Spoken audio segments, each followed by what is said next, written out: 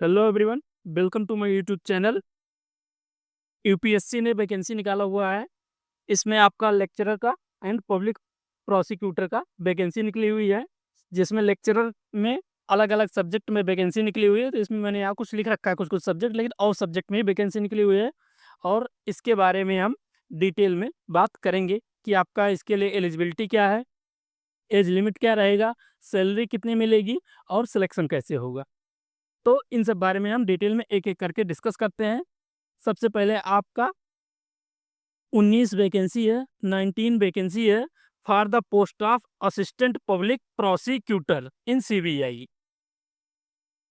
Assistant public prosecutor के लिए आपका क्वालिफिकेशन क्या है? इसमें आपका जो एज होना चाहिए 30 ईयर होना चाहिए फॉर अनरिजर्व एंड ईडब्ल्यूएस के लिए, 33 ईयर ओबीसी के लिए होना चाहिए, 35 ईयर एससी के लिए होना चाहिए। आपका इसमें सैलरी 7th पे लेवल रहेगा एज पर 7th सीपीसी। इस पोस्ट के लिए एजुकेशनल क्वालिफिकेशन आपका क्या चाहिए? Degree in law of a recognised university, मतलब आपने लॉ में ग्रेजुएशन किया हो। 25 पोस्ट है पब्लिक प्रोसिक्यूटर का। अभी जो मैंने ऊपर वैकेंसी डिस्कस की है उससे आप कंफ्यूज मत होइए, वो असिस्टेंट पब्लिक प्रोसिक्यूटर था, ये पब्लिक प्रोसिक्यूटर है। तो इसमें जो आपका नंबर ऑफ सीट है वो 25 है। इसके लिए जो आपका एजुकेशनल क्वालिफिकेशन है और इसमें जो आपका पे लेवल है वो 10th पे लेवल है एज पर 7th सीपीसी। एज लिमिट आपका है 35 year for unreserved and EWS के लिए, 38 ईयर है ओबीसी के लिए, 40 ईयर है फॉर एससी एंड एसटी के लिए। एजुकेशनल क्वालिफिकेशन क्या चाहिए इसमें आपको?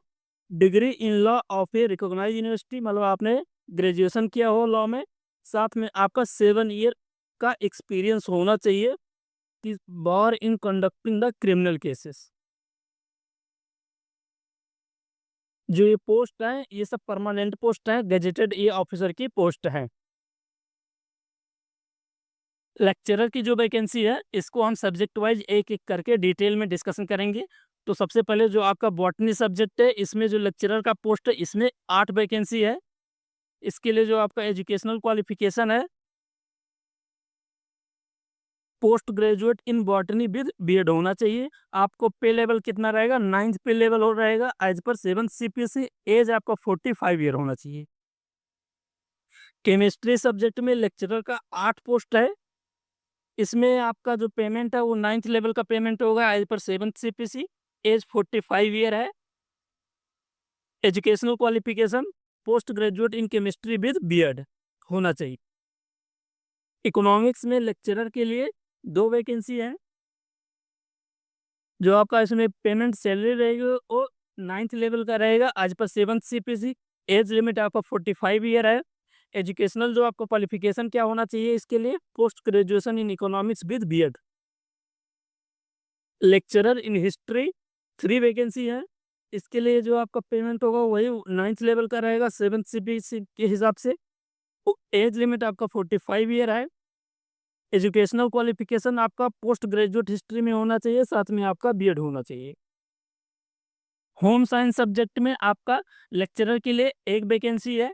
इसमें जो आपका क्वालिफिकेशन है पोस्ट ग्रेजुएट होम साइंस में होना चाहिए, बीएड होना चाहिए। एज लिमिट इसमें भी आपका 45 ईयर है। लेक्चरर इन फिजिक्स के लिए आपके 6 वैकेंसी हैं। इसमें आपका जो एजुकेशनल क्वालिफिकेशन है पोस्ट ग्रेजुएट होना चाहिए फिजिक्स में, बीएड होना चाहिए। आपका जो पेमेंट है वो आपका 9th लेवल का पेमेंट होगा 7th सीपीसी के हिसाब से। आपका जो एज लिमिट है वो 45 ईयर है। साइकोलॉजी में 1 वैकेंसी है। इसमें भी आपका जो एज लिमिट है वो और जो क्वालिफिकेशन है आपका जो पे स्केल है वो सेम रहेगा, जैसे मैंने एज प्रीवियस वैकेंसीज के लिए, प्रीवियस सब्जेक्ट के लिए, बॉटनी के लिए, इकोनॉमिक्स के लिए बताया है। सेम एज एज लिमिट है, सेम क्वालिफिकेशन है। अगला हम आपको जो नेक्स्ट सब्जेक्ट है इसमें आप सोशियोलॉजी है। सोशियोलॉजी में आपका लेक्चरर के लिए 3 वैकेंसी है। आपका इसमें जो 9th लेवल का पेमेंट होगा 45 ईयर आपका एज लिमिट है। एजुकेशनल क्वालिफिकेशन आपका पोस्ट ग्रेजुएट होना चाहिए सोशियोलॉजी में विद बीएड। जूलॉजी सब्जेक्ट में लेक्चरर के लिए आपका 8 वैकेंसी है। इसमें भी आपका जो आपका क्वालिफ़िकेशन है वो सेम रहेगा, आपका पोस्ट ग्रेजुएट होना चाहिए ज़ूलॉजी में, आपका साथ में बीएड होना चाहिए। एज लिमिट आपको 45 ईयर ही है और जो आपका पेमेंट है वो 9th लेवल का ही पेमेंट है। एप्लीकेशन इसका आपको ऑलरेडी 23 अगस्त से स्टार्ट हो गया है। लास्ट डेट एप्लीकेशन की आपका 11 सितंबर 2025 है। तो आप लास्ट डेट का इंतज़ार मत करिएगा। जैसे ही आपको इस वैकेंसी के बारे में आपको पता चल रहा है, आप इमीडिएटली फॉर्म को भर दीजिएगा।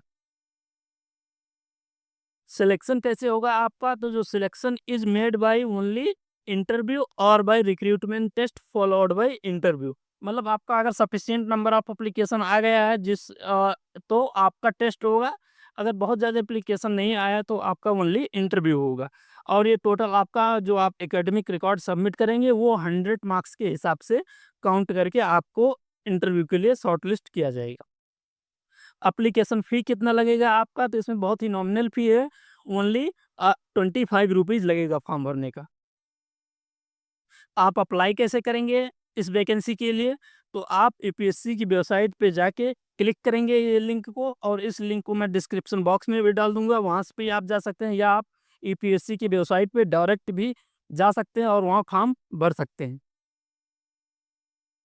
इस तरह की इन्फॉर्मेटिव वीडियो के लिए आप हमारा चैनल सब्सक्राइब कर लीजिए। अगर आपको इन्फॉर्मेशन रिलेवेंट लग रहा है तो आप लाइक करके हमें बता सकते हैं। धन्यवाद।